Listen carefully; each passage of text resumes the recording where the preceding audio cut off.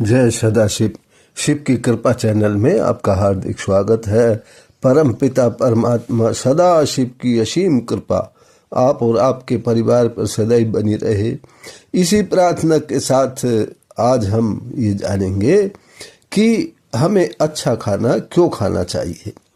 तो जब कभी भी ये प्रश्न सामने आता है कि अच्छा खाना क्या होता है, किस खाने को अच्छा खाना समझे, तो इसके उत्तर में सबके अलग अलग विचार होंगे।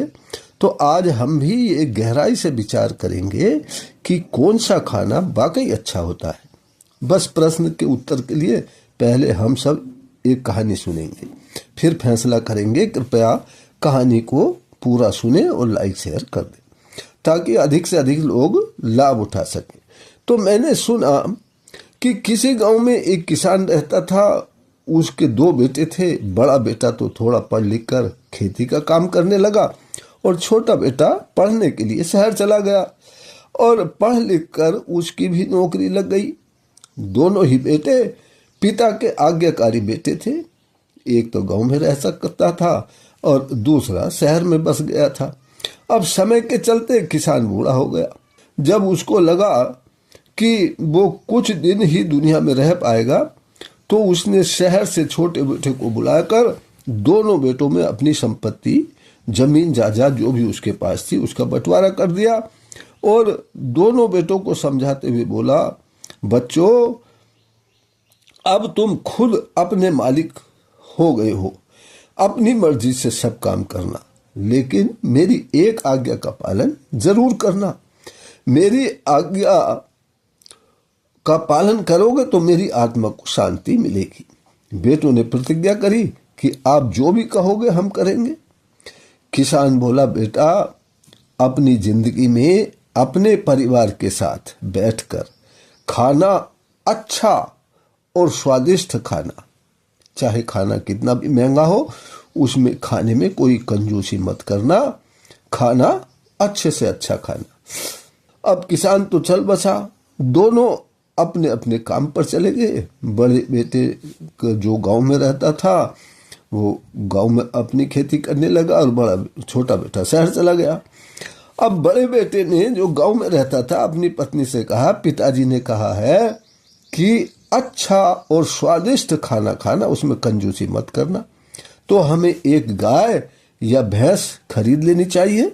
भैंस खरीदी, सुबह शाम बच्चों के साथ दूध, दही, मट्ठा, दाल, रोटी, सब्जी, घी खाने लगे और खेतों में काम करने लगे। तो भूख भी अच्छी लगने लगी और सेहत भी बनती चली गई।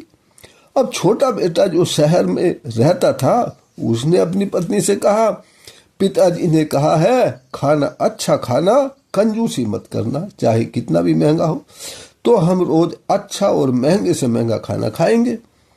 सो वो रोज पिज्जा, बर्गर मंगाता, छोले भटूरे मंगाकर, समोसे मंगाकर, बढ़िया से बढ़िया कोल्ड ड्रिंक घर मंगाकर और खाने लगे।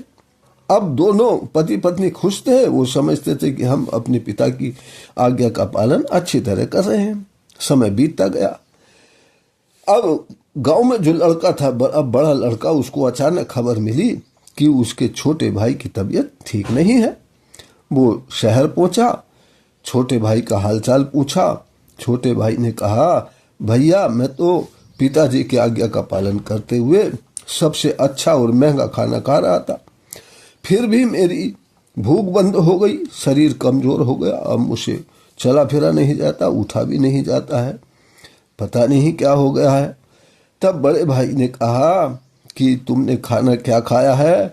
उसने सब खाना बताया कि पिज्जा, बर्गर सब कुछ खाया हमने। तब बड़े भाई ने कहा, अरे छोटे, तूने पिताजी की बात का सही अर्थ नहीं समझा।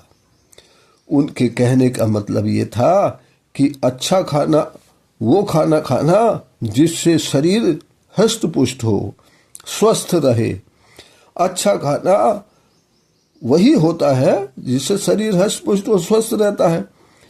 अच्छा खाना वो नहीं होता जो जीभ को तो स्वाद लगे और शरीर को नुकसान करे।